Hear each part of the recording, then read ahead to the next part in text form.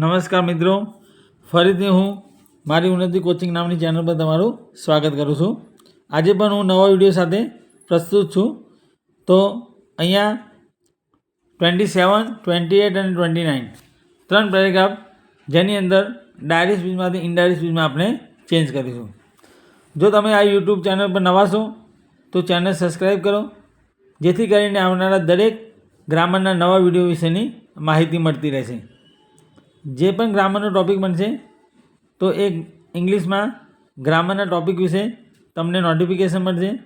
તો દરેક વિડીયો તમે એક્સાઇટેડલી જોઈ શકો.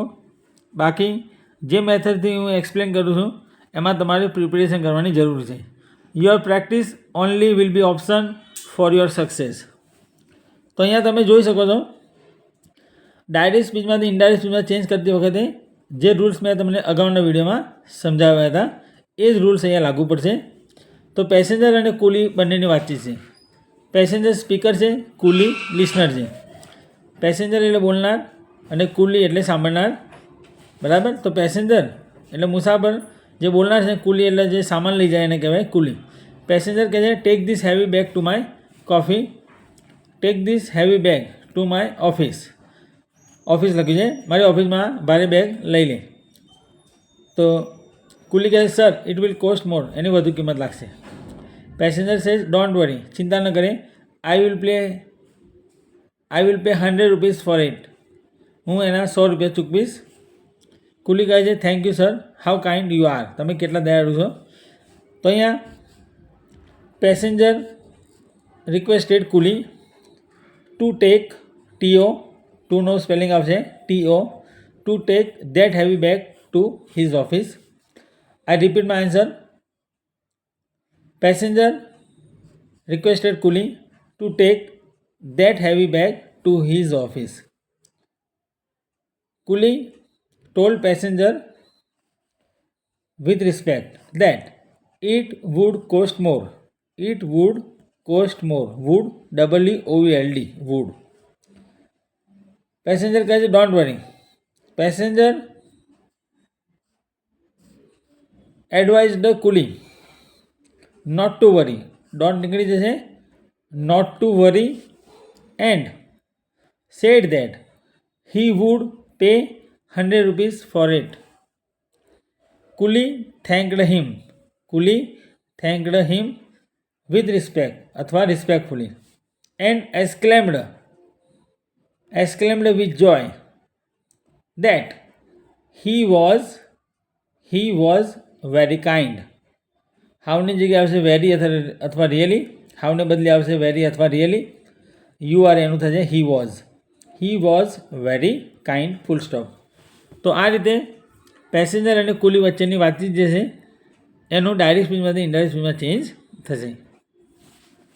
હવે 28 એની અંદર આપણે બોલનાર અને સાંભળનાર જોઈશું. બોલનાર છે રોમિલ, લિસનર એટલે સાંભળનાર છે માલતીબેન. તો પહેલું સેન્ટેન્સ તમે જોઈ શકો છો, કેન આઈ આસ્ક યુ. તો અહીંયા આપ્યું છે can I speak to Trupti. કેનથી જ્યારે પણ question do, does, did, am, is, are, can, could, may, might, shall, will, would, have, has, had, એ બધા મોડલ ઓક્ઝિલરી વર્બ છે, હેલ્પિંગ વર્બ, જેને સહાયકારક ક્રિયાપદો કહેવાય. તો જેનાથી પણ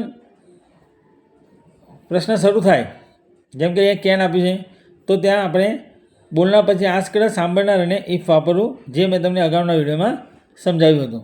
ક્વેશ્ચન માર્ક નીકળી જશે અને પ્લીઝ પણ નીકળી જશે. Romil asked Maltiben if he could speak to Trupti. If he could speak to Trupti, full stop. Maltiben replied that she was sorry. I એમનું થશે સી વોઝ, કારણ કે માલતીબેન લેડીઝ છે એટલે આઈનું સી અને એમનું ભૂતકાળ વોઝ. એમ અને ઇઝ આપેલું હોય તો એનું વોઝ કરું. આરનું પણ વેર થાય. જ્યારે યુ સિંગ્યુલરમાં હોય તો યુનું હી અને સી થતું હોય ત્યારે એની સાથે આરનું વોઝ કરું, જેમ કે ઉપરના સેન્ટેન્સમાં આપણે યુ આરનું હી વોઝ કર્યું. તો Maltiben replied that he was sorry and she wasn't in. ઇઝનનું થશે she wasn't in. And further, she asked who was speaking. Who was speaking, full stop. આ એસ મતલબ ઇઝ થાય, એસનો મતલબ તો ઇઝનું ભૂતકાળ વોઝ એટલે who was speaking. Romil replied that his name was Romil, his name was Romil, and he asked her if she knew what time she would be back. Do નીકળી જશે અને યુનું થશે સી અને નોનું ભૂતકાળ ન્યૂ, કારણ કે ડુ ડઝ વાળું વાક્ય હોય એટલે સિમ્પલ પ્રેઝન્ટ હોય. સિમ્પલ પ્રેઝન્ટ હોય તો સિમ્પલ પાસ કરવું એટલે નોનું સેકન્ડ ફોર્મ ન્યૂ થશે. એટલે આન્સર મેં આ પ્રમાણે કીધો. If she knew what time she would be back, વિલનું થશે વુડ. માલતીબેન કહે છે she won't be back till 10, 10 વાગ્યા સુધી તે પાછી નહીં આવે.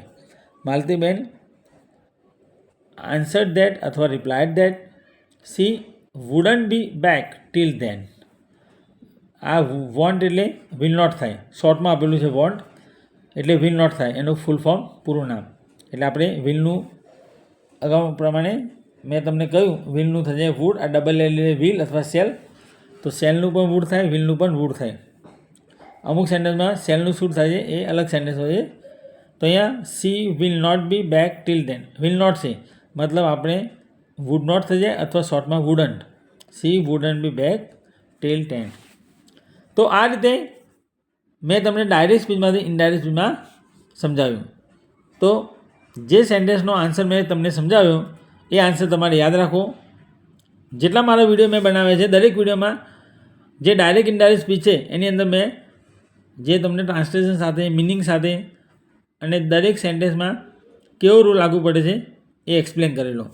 તો એની અંદર જે રૂલ્સ પ્રમાણે મેં એક્સપ્લેનેશન આપેલું એ જ પ્રમાણે તમારે સેન્ટેન્સનો મતલબ યાદ રાખો અને એ સેન્ટેન્સનો આન્સર યાદ રાખો.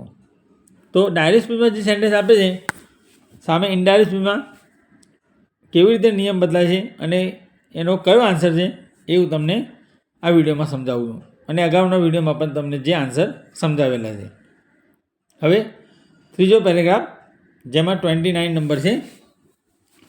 તમે જોઈ શકો છો વાઈફ અને હસબન્ડ વચ્ચેની વાતચીત છે.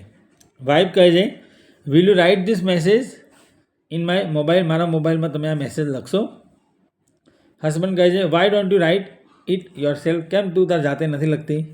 Why don't you write it yourself. Wife કહે છે oh my handwriting is not good, અરે મારા હસ્તાક્ષર એટલે મારા રાઇટિંગ સારા નથી. હસબન્ડ કહે છે વોટ અ ગુડ જોક, કેવી સારી મજાક કરી.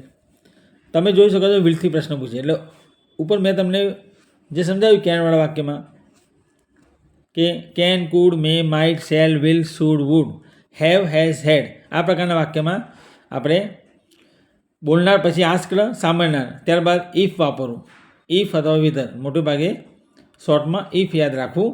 અને જો WH એટલે વોટ, વાય, વેર, હુ, હુમ આપેલું હોય, જેમ કે અહીંયા વાય આપ્યું છે તો ત્યાં આપણે WH એના જ રાખવા.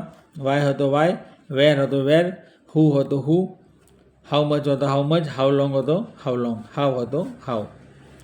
તો wife asked husband if he would write that message in her mobile, full stop.